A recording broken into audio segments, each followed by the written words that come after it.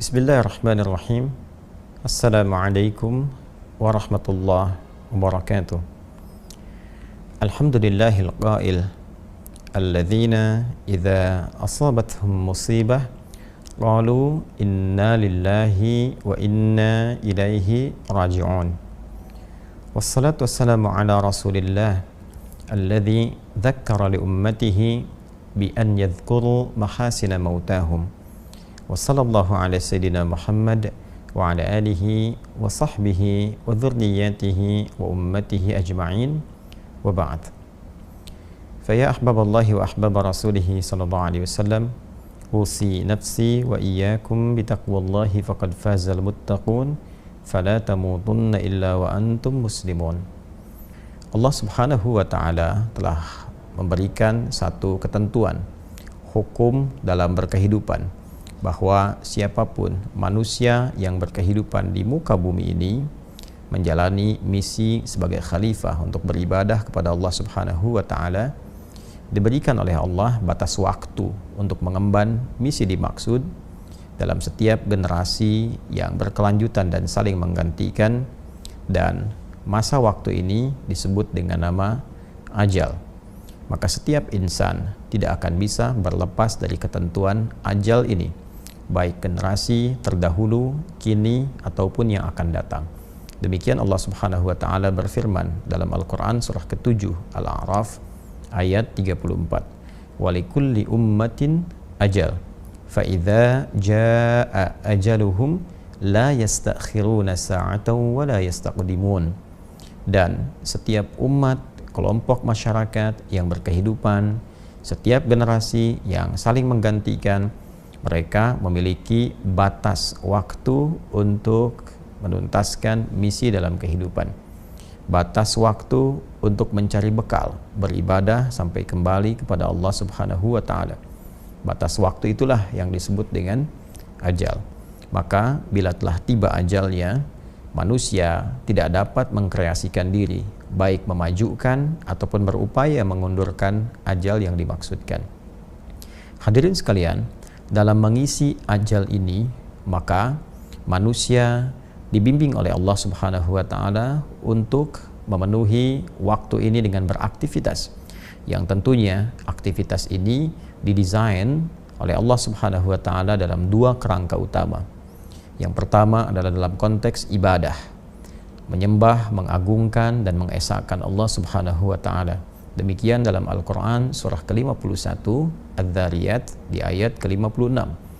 Wa ma khalaqtul jinna wal insa illa liya'budun. Dan tidaklah kuciptakan jin dan manusia itu kecuali untuk mengkreasikan seluruh aktivitas hidupnya dalam rangka ibadah kepada Allah Subhanahu wa taala. Yang kedua adalah manusia dibimbing oleh Allah Subhanahu wa taala untuk menjadikan seluruh aktivitasnya dalam rangka memakmurkan setiap tempat yang ia pijak, memberikan dampak-dampak positif, hal-hal yang bermanfaat dalam setiap tindakan dan perilaku yang ia lakukan. Karena itulah hal yang bermanfaat, hal positif, hal yang kiranya mampu menyukseskan, memakmurkan, dalam bahasa Arab disebut dengan umur. Dan umur ini pula yang seringkali diterjemahkan dalam bahasa Indonesia dengan nama usia. Cara mengisi ajal, cara memenuhi usia kita sampai tiba batas waktu adalah dengan cara mengisinya dengan berbagai yang bermanfaat, bertutur yang bermanfaat, memandang yang bermanfaat, mendengar yang bermanfaat, bahkan berbisnis, bekerja, beraktivitas yang kiranya semua bermanfaat, dapat memakmurkan kehidupan, menyukseskan yang dibenarkan, dan sekaligus membantu setiap tempat yang kita pijak memiliki dampak-dampak positif dari kegiatan yang kita lakukan, baik skalanya di keluarga ataupun di lingkungan sosial atau dalam kehidupan berbangsa dan bernegara. Manusia yang mengemban tugas itu, yang kedua ini, misinya disebut dengan khalifah. Quran surah kedua Al-Baqarah ayat ke-30. Wa idh qala rabbuka lil malaikati inni ja'ilu fil ardi khalifah. Dan ketika Muhammad SAW, Rabbu, berfirman kepada para malaikat dan menyampaikan kepada mereka bahwa Allah Subhanahu wa taala akan menugaskan manusia untuk menjadi khalifah di bumi, makhluk yang saling menggantikan antar generasi, yang diberikan tugas memakmurkan bumi, menyukseskan aktivitas sekaligus menghadirkan kegiatan yang banyak bermanfaat. Semua kegiatan ini ketika dilekatkan dengan nama manusia disebut dengan insan namanya. Insan, karena itulah kemudian Allah Subhanahu wa taala memberikan pesan. Manusia yang berkehidupan, beraktivitas disebut dengan insan, namun tidak mengisi waktu yang diberikan sampai ajal tiba dengan perbuatan-perbuatan baik yang bermanfaat, yang memakmurkan, itu disebut oleh Allah sebagai manusia yang rugi. Maka turunlah surah ke-103 untuk mengingatkan, wal 'asr innal insana lafi khusr illa alladhina amanu wa 'amilus shalihat wa tawasaw bil haqqi wa tawasaw bis sabr. Demi waktu, aku bersumpah, demi kesempatan, waktu, momentum yang aku berikan pada setiap hamba untuk beraktivitas. Sungguh, setiap manusia yang beraktivitas memanfaatkan waktu itu berpotensi ada yang rugi. Kecuali di antara mereka yang bebas dari kerugian itu adalah yang beriman kepada Allah, yakin bahwa dunia sementara. Dunia itu tempat bertugas. Dan dunia itu pasti akan ditinggalkan. Sepanjang bernama manusia, pasti meninggalkan dunia. Sepanjang bernama manusia, pasti akan kembali kepada Allah untuk mempertanggungjawabkan berbagai misi yang telah diemban. Orang-orang yang yakin dengan itu semua, lalu mengkreasikan sisa waktunya untuk beramal soleh. Dan dengan itu saling mengingatkan, saling share, watawasaw bil haqq, dan bersabar menjalaninya, maka itulah orang yang terlepas dari kerugian. Hadirin sekalian, rangkaian ayat-ayat tadi mengingatkan pesan kepada kita bahwa setiap kita ini di dunia ini hanya membawa tugas, membawa misi besar. Imma itu untuk ibadah, mengesahkan, mengagungkan, berubudiyah kepada Allah Subhanahu wa taala. Karena itu kita salat, karena itu kita puasa, karena itu baca Al-Qur'an untuk mengimplementasikan keyakinan kita bahwa kita ini adalah seorang hamba yang punya tugas selama di dunia, mengesahkan, mengagungkan Allah Subhanahu wa taala. Saat yang bersamaan, kita juga beraktivitas. Ada yang bekerja, ada yang berbisnis, ada yang di dunia diplomasi, di birokrasi, ada yang mengajar dalam rangka menjadi khalifah di bumi, membawa segala hal yang bermanfaat, mengajar yang bermanfaat, bisnis yang benar, menghindari manipulasi, jauhi kecurangan. Segalanya kita coba tunjukkan dalam rangka menjalankan misi yang telah Allah amanahkan kepada kita semua. Tapi ayat itu juga mengingatkan bahwa pada saatnya ketika ajal tiba, selesai misi kita dan kita pasti akan berpulang.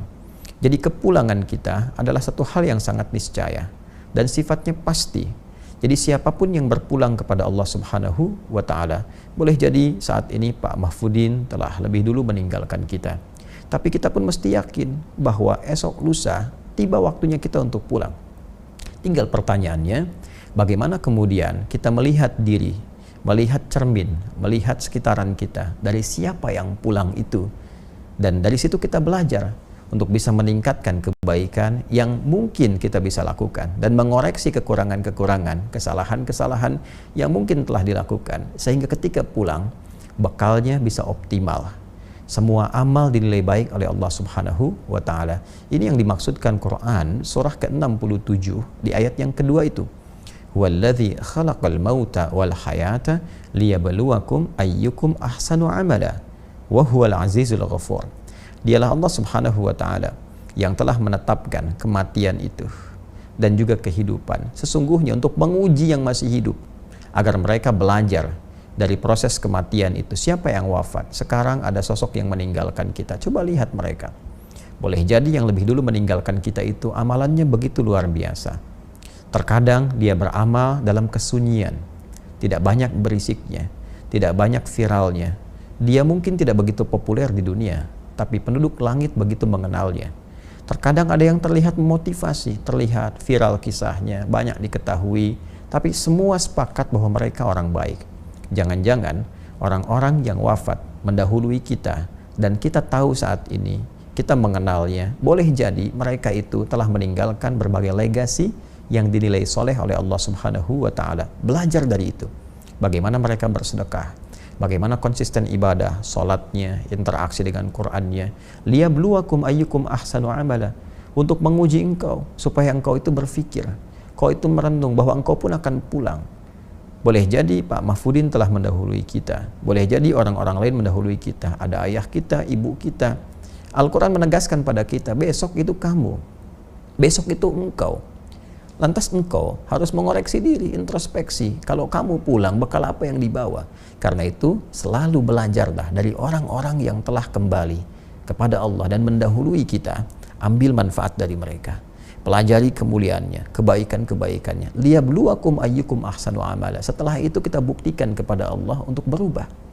Tingkatkan amalan kita, tingkatkan ketakwaan kita. Minimal kita meneladani legasi kebaikan yang ditinggalkan oleh hamba-hamba Allah yang meninggalkan kita itu.